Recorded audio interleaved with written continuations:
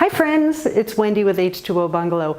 I'm here today to share with you a very cool project. I'm going to turn this table into a rolling workstation. It's going to have a drop leaf that comes up to expand a work area. I'm going to add shelves and I'm going to add wheels that lock so I can roll it around and spin it around as I'm working. The first thing you'll notice about this table is the top is in really bad condition. I'm going to sand the top before I paint it, and I'll start with a 80 grit and then I'll work my way up to 120 grit to get a really smooth finish. The table came with these supports already built on. I think the people had shelves here before. It's not how I would build shelf brackets, but they are sturdy, so I'm just going to use them and move on.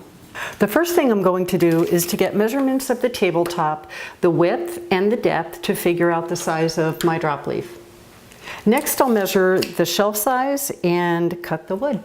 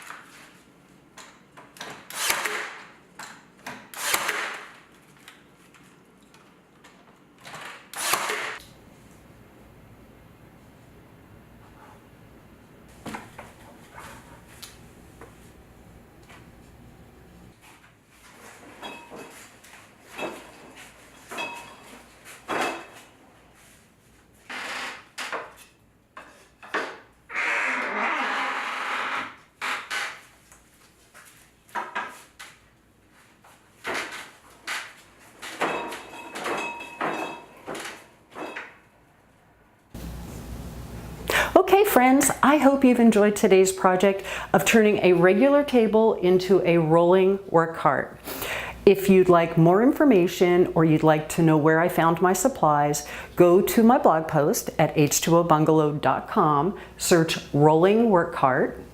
While you're there, don't forget to subscribe and subscribe to my YouTube channel too. Thank you for joining and we'll see you soon.